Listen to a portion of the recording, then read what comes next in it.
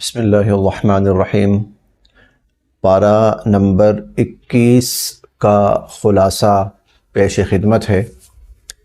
اختصار کے ساتھ چند چیزوں کی طرف توجہ ہی دلانی ہے۔ 21ویں پارے میں اللہ رب العزت نے مشرکین کی ایک عجیب حماقت اور ان کے شرک کا ایک عجیب منظر بیان فرمایا ہے، اور وہ یہ کہ فَإِذَا رَكِبُوا فِي الْفُلْكِ دَعَوُا اللَّهَ مُخْلِصِينَ لَهُ الدِّينَ فَلَمَّا نَجَّاهُمْ إِلَى الْبَرِّ إِذَا هُمْ يُشْرِكُونَ۔ جب یہ لوگ کسی بحری سفر پہ روانہ ہوتے تھے، جیسے کشتی وغیرہ ہی ہوتی تھی اس زمانے کے اندر، اب جب بظاہر وہاں پر اللہ رب العزت کے سوا کوئی سبب نہیں ہے، اسباب نہیں ہے، اور پانی ہے، دور دور تک پانی ہے، یا اوپر آسمان ہے، نیچے زمین کوئی نہیں ہے، اس وقت اگر انہیں کوئی مشکل پیش آتی تھی تو پھر وہ صرف اور صرف ایک اللہ کو پکارتے تھے کہ اے اللہ، بس اب یہاں صرف آپ ہی آپ ہیں، ہمیں بچا سکتے ہیں اور ہمیں اس مشکل سے نجات دلا سکتے ہیں۔ اور یہ بھی کہتے تھے لَإِنْ أَنْجَيْتَنَا مِنْ هَٰذِهِ لَنَكُونَنَّ مِنَ الشَّاكِرِينَ۔ اے اللہ، اگر آپ نے ہمیں اس مصیبت سے نجات دلا دی، اس بھنور سے، اس سیلاب سے، اس طوفان سے اگر آپ نے ہمیں نجات دلا دی تو ہم آپ کے شکر گزار بن جائیں گے۔ اللہ تعالیٰ فرماتے ہیں فَلَمَّا نَجَّاهُمْ إِلَى الْبَرِّ، جب اللہ تعالیٰ اس مشکل سے ان کو نکال لاتے تھے اور مشکل سے نکال کے ان کو عافیت اور خشکی تک پہنچا دیتے تھے، ان کی جان بچ گئی۔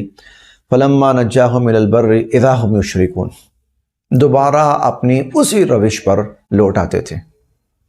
تو اللہ رب العزت نے مشرکین کی یہ عجیب حماقت بیان فرمائی کہ بے وقوفو، اتنا ہی سمجھ لو کہ جب تمہارے کوئی کام نہیں آیا تھا تو اللہ ہی تمہارے کام آیا تھا، اور جب اللہ تمہارے کام آئے ہیں تو پھر اللہ کو ہی پکارو نا، اللہ کے ساتھ اوروں کو کیوں پکارتے ہو؟ کبھی کسی کا نام لے کر فلاں مدد کرے گا، کبھی کسی کا نام لے کر فلاں مدد کرے گا، کبھی کسی کا نام لے کر فلاں ہمیں بچائے گا۔ اللہ کے سوا کوئی بچانے والا نہیں ہے، اللہ کے سوا کوئی نجات دلانے والا نہیں ہے۔ اسی طرح اس 21ویں پارے میں سورہ الروم ہے۔ روم جو سورت کا نام ہے، یہ اصل میں ایک ملک کا نام تھا۔ روم، جس کو آج کل اٹلی کہا جاتا ہے، یہ جو اٹلی ہے یہ پرانا روم تھا۔ روم اس وقت بہت بڑی طاقت تھی۔ رومن ایمپائر جو تھی وہ دنیا کے سپر پاورز میں سے تھی۔ دنیا میں دو بڑی طاقتیں تھیں، ایک ایرانی طاقت تھی، ایران تھا، اور پرشین ایمپائر، اور ایک روم تھا، رومن ایمپائر۔ یہ دو بہت بڑی طاقتیں تھیں۔ یوں سمجھیں کہ آدھی دنیا روم کے ماتحت تھی تو آدھی دنیا ایک طرح سے ایران کے ماتحت تھی۔ اس زمانے میں کہ جب مکۃ المکرمہ میں اللہ رب العزت نے حضور علیہ السلام کو نبی بنا کر بھیجا، اور حضور علیہ السلام لوگوں کو یہ بتا رہے ہیں کہ میں اللہ کا نبی ہوں، مجھ پر وحی اترتی ہے اور مجھ پر کتاب نازل ہو رہی ہے، مجھے اللہ نے رسول بنا کر بھیجا ہے۔ عین اس زمانے میں روم اور ایران کی ایک بڑی ہی تباہ کن جنگ ہوئی۔ اچھا، اس سے پہلے یہ سمجھ لیں کہ جو اہل روم تھے، رومی جو تھے، اور وہاں کا جو بادشاہ ہوتا تھا وہ قیصر کہلاتا تھا۔ تو جو روم تھا وہ اہل کتاب تھے، عیسائی تھے، اہل کتاب تھے۔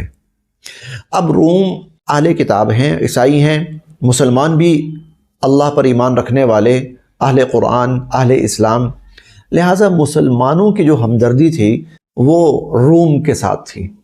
اللہ کرے اہل کتاب غالب آئیں۔ دوسری طرف جو ایرانی تھے وہ مشرکین تھے۔ کسریٰ جو تھا، کسریٰ کی حکومت، وہ تھے مشرک تھے، وہ لوگ آتش پرست تھے وہ لوگ، اور ادھر مکہ میں مشرکین، یہ بھی مشرک تھے، تو ان کی ہمدردی ان کی طرف تھی، ان کی دلی رغبت مشرکین کی طرف، مسلمانوں کی اہل کتاب کی طرف۔ اب اللہ کا کرنا یہ ہوا کہ ایران غالب آ گیا اور روم مغلوب ہو گیا۔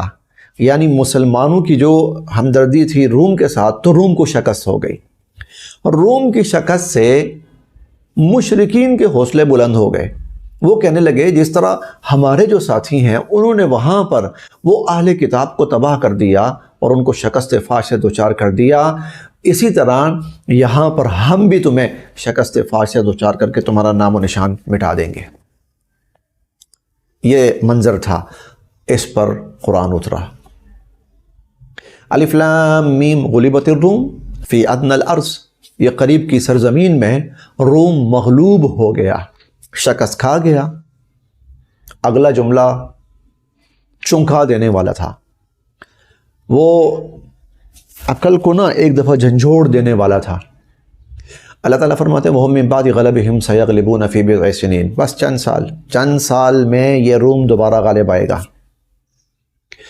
اور یہ بات بظاہر اتنی عجیب، اتنی حیران کن تھی کہ ابو جہل نے حضرت ابو بکر صدیق رضی اللہ عنہ سے شرط لگا لی، 100 اونٹ کی شرط لگاتے ہیں، اگر جو مدت قرآن بتا رہا ہے اس میں اگر روم غالب آ گیا دوبارہ تو میں شرط ہار گیا تو میں 100 اونٹ دوں گا، اور اگر روم اس پوزیشن میں نہ آیا، وہ کہتے ہیں روم تو اٹھ بھی نہیں سکتا، لڑنا تو بہت دور کی بات ہے، اور اگر روم جو ہے شکست کھا گیا اور اس پوزیشن میں نہ آ سکا، 9 سال میں غالب نہ آ سکا، تو آپ پھر مجھے 100 اونٹ دو گے، ٹھیک ہے ڈن۔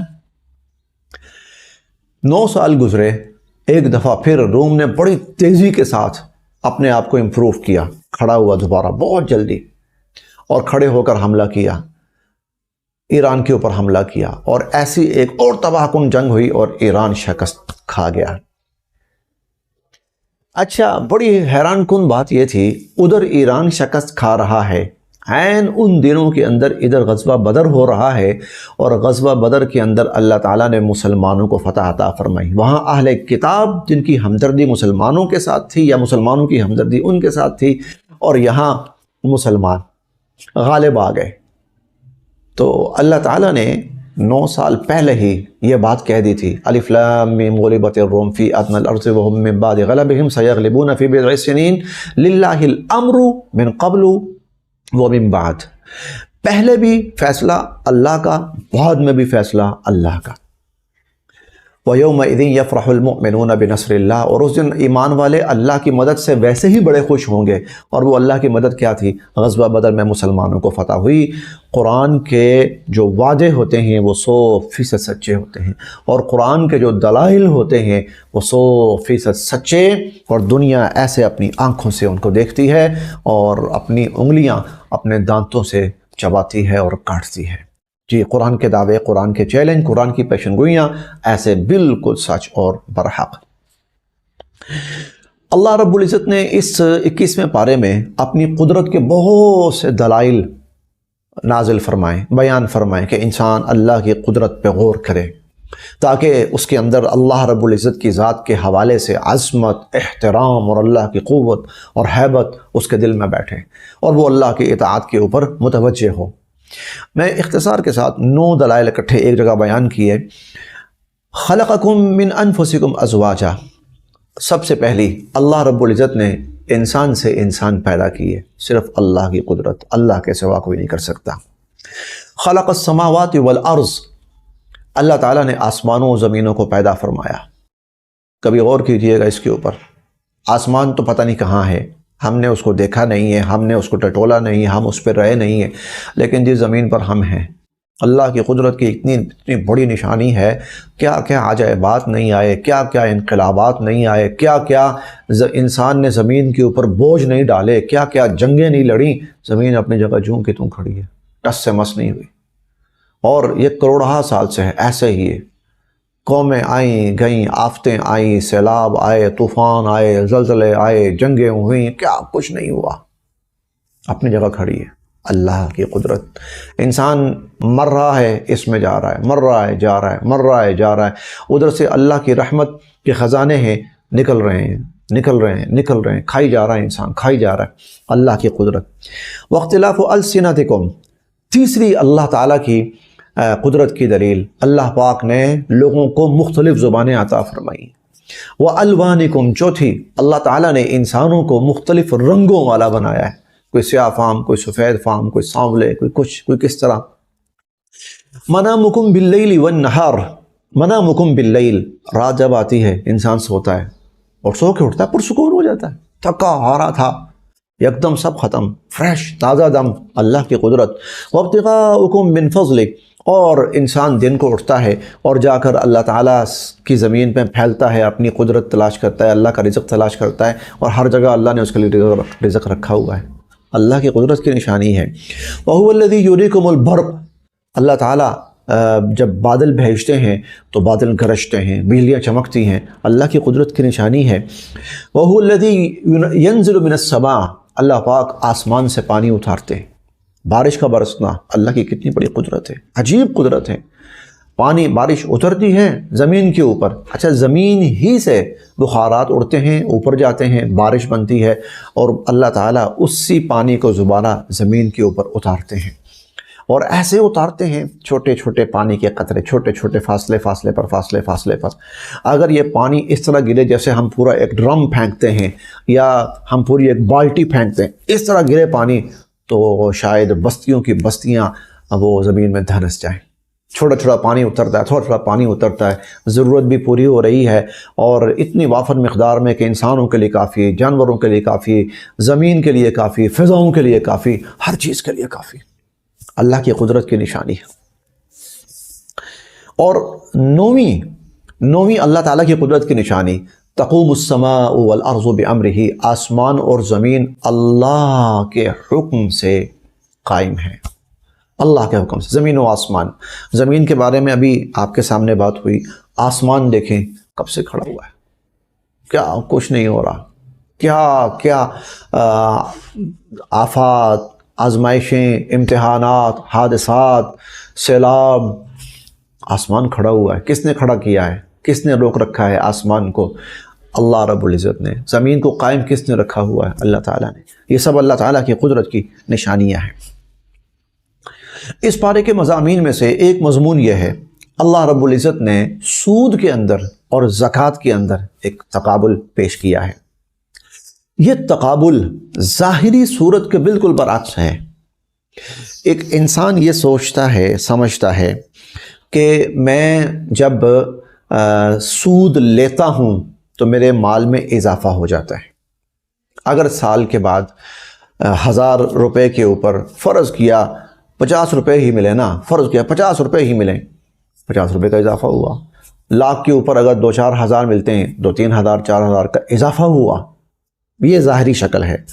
زکوٰۃ کی صورت میں انسان دیکھتا ہے کہ جب سال گزرتا ہے تو میں اپنے مال میں سے زکوٰۃ نکالتا ہوں، 1 لاکھ میں سے بھی اگر زکوٰۃ نکالے تو 2500 کم ہو گیا، 97,500 رہ گیا۔ یہ ظاہری شکل ہے۔ اللہ تعالیٰ جو چیز بیان فرما رہے ہیں وہ اس کے بالکل برعکس ہے۔ وہ کیا ہے؟ اللہ تعالیٰ فرماتے ہیں کہ تم وما آتیتم من زکاۃ تریدون وجہ اللہ فاولئک هم المضعفون، تم جو زکوٰۃ دیتے ہو نا اللہ کی رضا کے لیے، تو جو زکوٰۃ دینے والے ہیں وہ اپنے مالوں کو بڑھانے والے ہیں اور اپنے مالوں میں اضافہ کرنے والے ہیں۔ اور جو تم سود لیتے ہو لیربو فی اموال الناس، تاکہ اس سے مال میں اضافہ ہو، فلا یربو عند اللہ، سود سے مال میں اضافہ نہیں ہوتا بلکہ یمحق اللہ الربا، سود سے مال میں کمی آتی ہے، حالانکہ بظاہر دیکھنے میں سود سے مال بڑھتا ہے۔ زکوٰۃ سے مال میں اضافہ ہوتا ہے، فاولئک هم المضعفون، حالانکہ بظاہر دیکھنے میں زکوٰۃ سے مال میں کمی آتی ہے، لیکن حقیقت وہ ہے جو اللہ تعالیٰ بیان فرما رہے ہیں۔ اس پارے کے مضامین میں سے ایک مضمون اللہ رب العزت نے پوری ایک سورت نازل فرمائی، لقمان، ایک ہستی کے نام پر۔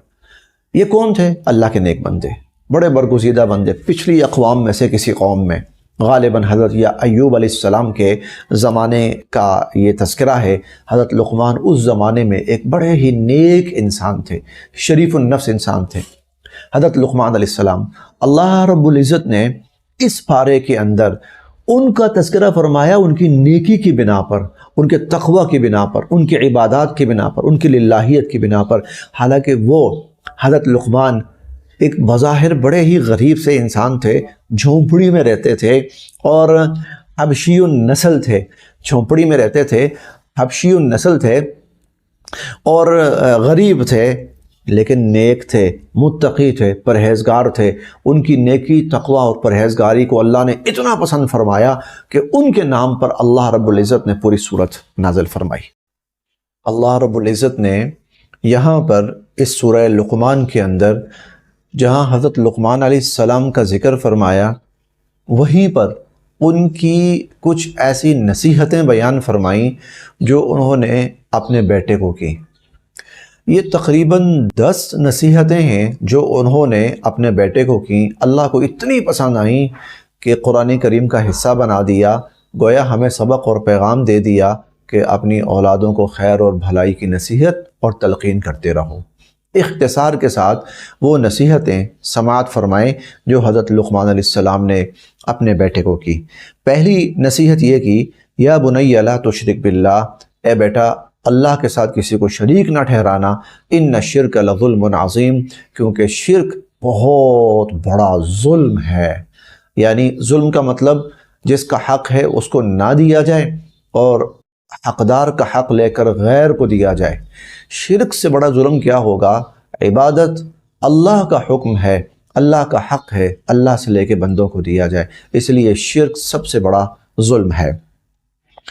دوسری نصیحت یہ فرمائی کہ یا بنی انہا ان تک مثقال حبۃ من خردل فتکن فی صخرۃ او فی السماوات او فی الارضیات بہ اللہ۔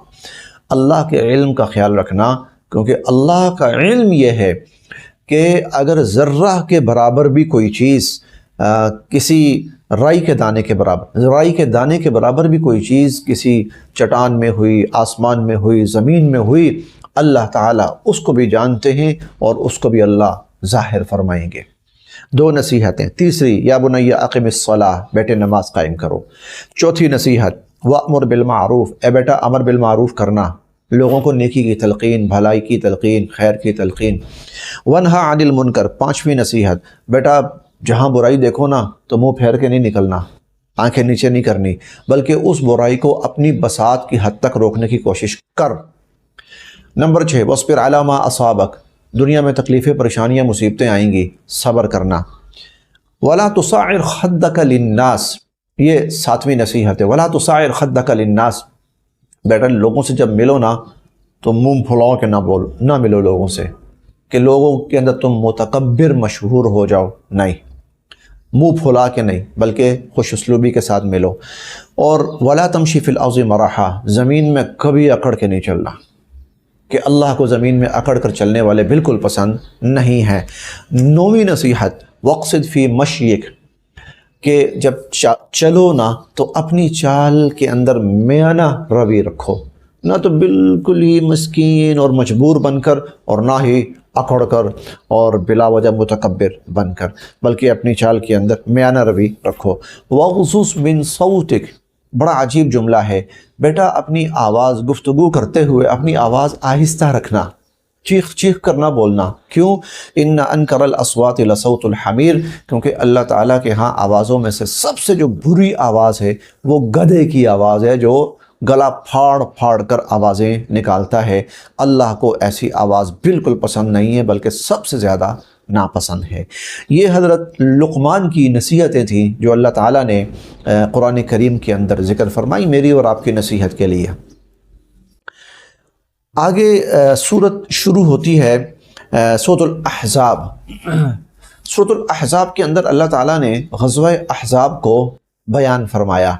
تو یہ جو غزوہ احزاب ہے اس کی تفصیل تو انشاءاللہ العزیز اگلے ہی پارے کے ساتھ بیان کی جائے گی، 22ویں پارے کے ساتھ۔ یہاں اللہ تعالیٰ نے ایک بڑی نصیحت فرمائی مسلمانوں کو، بڑی تلقین فرمائی۔ معاشرے کے اندر ایک چیز جو غلط طور پر رائج ہو چکی تھی وہ تھا منہ بولا بیٹا۔ اگر کوئی شخص کسی کو کہہ دیتا تھا یہ میرا منہ بولا بیٹا ہے تو وہ اس معاشرے کے اندر سگے بیٹے کی طرح تصور کیا جاتا تھا، اور اس کو وہ تمام حقوق ملتے تھے جو سگے بیٹوں کے ہوتے ہیں، اور اس کے لیے وہ تمام رشتے ناجائز اور حرام ہو جاتے تھے جو سگے بیٹوں کی وجہ سے ناجائز اور حرام ہوتے ہیں۔ اس کو نام ملتا تھا منہ بولے باپ کا، اس کو وراثت ملتی تھی منہ بولے باپ کی، حالانکہ یہ سب اللہ کے علم کے مطابق غلط تھا لیکن معاشرے میں رائج تھا۔ چنانچہ اللہ رب العزت نے اس منہ بولے بیٹے کا جو معاملہ تھا اس کو ختم فرمایا۔ فرمایا ادعوہم لآبائہم، ان کو ان کے باپوں کے نام سے پکارو، هو اقسط عند اللہ، اللہ کے نزدیک یہی چیز زیادہ منصفانہ ہے۔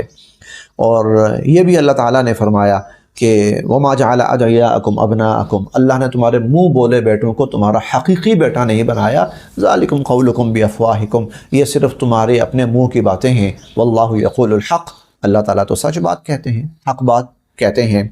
اور لیس علیکم جناح فیما اخطأتم بہ، اس سے پہلے جو غلطی سے ہو چکا سو ہو چکا، لیکن آئندہ کے لیے ایسی غلطی نہ کرنا ورنہ اس پر عذاب ہوگا۔ مضامین تو اور بھی ہیں، اختصار کے ساتھ یہیں پر اپنا آج کا خلاصہ مکمل کیا جاتا ہے۔ اللہ پاک ہم سب کے لیے عمل کی راہیں آسان فرمائے۔